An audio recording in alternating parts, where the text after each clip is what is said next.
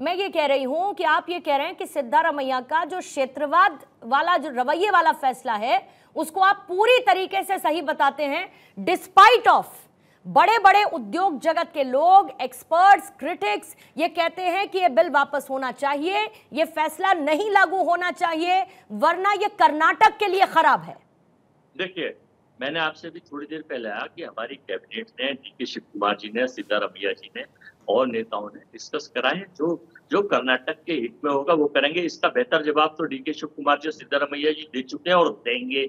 लेकिन अगर प्रॉब्लम है तो अडानी अंबानी साहब को प्रॉब्लम है, जो मोदी जी के परम मित्र हैं, और किसी को कोई प्रॉब्लम ना थी, ना है, ना होगी। या भाजपा IT सेल, वो पायरेटेड CD किसी को या कोई जो प्रॉब्लम नहीं है, के समर्थक है उनको प्रॉब्लम। हाँ, किसी को कोई प्रॉब्लम नहीं है आपके हिसाब से, राइट? NASSCOM का जो स्टेटमेंट है पढ़ देती हूं। NASSCOM and its members disappointed and expressed deep concern regarding the passage of the Karnataka State Employment of Local Industries Factories Establishment Act Bill 2024. Restriction could force companies to relocate as local skilled talent becomes scarce. इससे पहले लिखते हैं, सुन लीजिए sir, सुन लीजिए, आपने कहा किसी को दिक्कत नहीं है अडानी अंबानी को छोड़कर, इसलिए मैंने NASSCOM का जिक्र किया।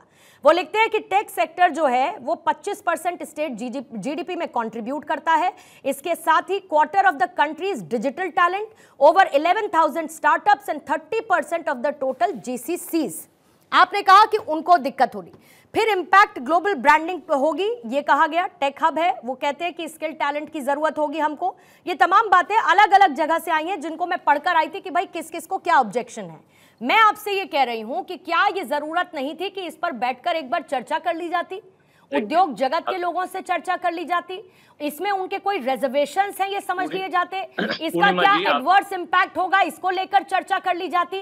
और क्षेत्रवाद क्यों फैलाना चाहते हैं सिद्धारमैया? पूर्णिमा जी, आप एक अच्छी एंकर हैं। नेस्कैफ की 2 चीजें आपने जो पढ़ी है, उनका एक सजेशन प्रदेश की सरकार है। देखिए, प्रदेश की सरकार तो अपने तरीके से चलेगी। नरेंद्र मोदी जी ने नोटबंदी जब करी, देश बर्बाद हुआ, किसी ने पूछा?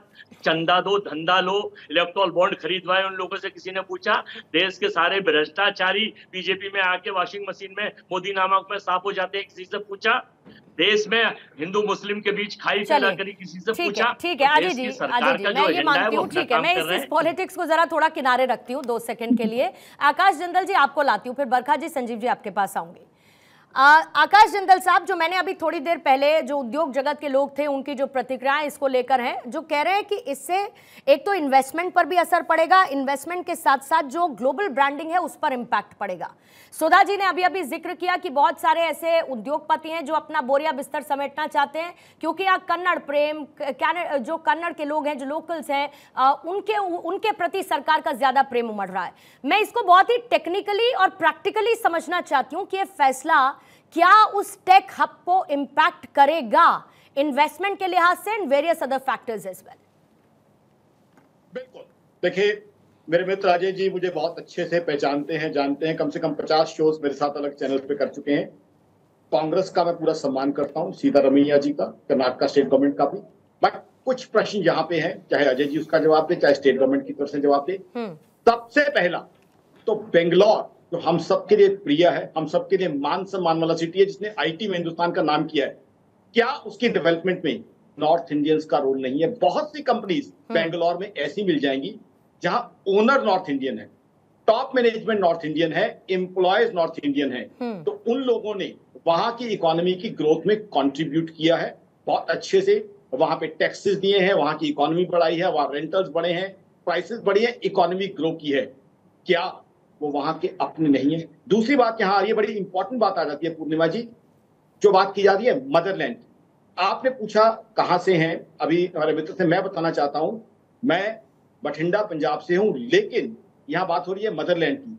मैं बड़े गर्व से और पूरे आदर के साथ कहना चाहता हूं, बेंगलोर मेरी मदरलैंड है, बीकानेर मेरी मदरलैंड है, भिवानी मेरी मदरलैंड है, बनारस मेरी मदरलैंड है। पूरा देश क्या मेरी मदरलैंड नहीं है? आकाश चंद्र तो ये फील करता है कि पूरे देश का कन कन उसकी मदरलैंड है। ये क्या बात हुई कि आपका मदरलैंड है, आपका मदरलैंड नहीं है? और दूसरा, अगर ग्लोबल इन्वेस्टर्स वहां से शिफ्ट करते हैं, मान लीजिए कहीं भी जाते हैं, तो क्या वहां की इकोनॉमी को नुकसान नहीं होता? जहां तक हमारे कन्नड़ का भाई है, उनकी तरक्की होनी चाहिए, बिल्कुल होनी चाहिए। वहां मेरा सजेशन पूरे आदर के साथ सिद्धारमैया जी को ये है कि उनका स्किल डेवलपमेंट बढ़ाइए, उनकी टैलेंट बढ़ाइए, डेफिनेटली उनको ऊपर उठाइए। उन्होंने आपको मुख्यमंत्री चुना है, आपका दायित्व है, लेकिन वहां की जो इकोनॉमी के अंदर कंट्रीब्यूशन नॉर्थ इंडियंस का, वेस्टर्न इंडियंस का, सबका है, तो वहां की इकोनॉमिक ग्रोथ जो बेंगलोर आज इस लेवल पे पहुंचा हुआ है, उस इकोनॉमिक ग्रोथ को हम क्यों आगे उस तरीके से कंटिन्यू नहीं करना देना चाहते? मेरे हिसाब से तो बेंगलोर की इकोनॉमिक ग्रोथ को हमें कंटिन्यू करने देना चाहिए। तो इसलिए अगर आप दूसरी बात ये देखिए, अगर हिंदुस्तान की हर स्टेट में इस तरह की पॉलिसी आ गई तो किस तरीके से ग्रोथ हो पाएगी? आज हिंदुस्तान जो है फास्टेस्ट ग्रोइंग इकोनॉमी है दुनिया की। अब पॉलिटिकल चीजें छोड़ दीजिए बड़ी इकोनॉमीज में से, आज हमारा मुकाबला अमेरिका, चाइना, जर्मनी, जापान जैसी इकोनॉमीज है, उनसे भी हम तेज चल रहे हैं। मैं डेटा दे सकता हूं, आपके सामने रख सकता हूं। अगर हम इन चीजों में लगेंगे तो क्या हम जो थर्ड बिगेस्ट इकोनॉमी बनने का सपना है, किसी पॉलिटिकल पार्टी को छोड़ दीजिए, आप राष्ट्र का सपना है, मेरा सपना है, आकाश जिंदल का सपना है, पूर्णिमा जी का सपना है, अजय जी का सपना है, क्या उस सपने में पहुंच पाएंगे? आज अमेरिका की इकोनॉमी में जो है आईटी में, बीपीओ में हिंदुस्तानी कंट्रीब्यूट कर रहे हैं, उन्होंने तो रोका नहीं है। तो क्या हम जो है, क्या ये चीज सही है? क्या जो है, आप मुझे सिर्फ इतना बता दीजिए, अजय जी आप तो मेरे मित्र हैं, आपका पूरा सम्मान है, मुझे ये बता दीजिए, क्या बेंगलोर मेरा मदरलैंड नहीं है? सिर्फ इस चीज का जवाब दे दीजिए, क्या आकाश जिंदल का मदरलैंड नहीं है? अजय जी जल्दी से आपको 30 सेकंड देती हूँ, आप क्विक काउंटर रखिएगा, फिर बरखा जी और संजीव जी के पास जाना है। पूर्णिमा जी, पूरा हिंदुस्तान हमारी मदरलैंड है, हम हिंदुस्तान के निवासी हैं। हम बांटने का नहीं काम करते, बांटने का काम भारतीय जनता पार्टी का मूल प्रावधान है, इनका यही आप लोगों ने बांटने का काम किया था। सुरेश बीच में फिर आ गई हैं आप, के भाई सुरेश उन्होंने बोला था कि साउथ कर्नाटक, साउथ इंडिया को पूरा अलग देश बनाएंगे बोल के बांटने का काम आप लोग कर रहे हैं। पूर्णिमा जी ये नहीं चलेगा, ये नहीं चलेगा। सुधा जी, आपके पॉलिटिशियन एक सेकंड, सुधा जी, अजय जी मेरी बात सुनिए। जो सवाल आकाश जिंदल ने आपके सामने रखा, मेरी बात सुनिए सर, आकाश जिंदल ने जो आपके सामने एक सवाल रखा, उस सवाल के जवाब को आपने बहुत साफगोई के साथ घुमा दिया। उन्होंने क्लियर ये पूछा कि क्या कर्नाटक के आज के इस टेक हब बनने में, कर्नाटक की सक्सेस स्टोरी में क्या नॉर्थ इंडियंस का हाथ नहीं है?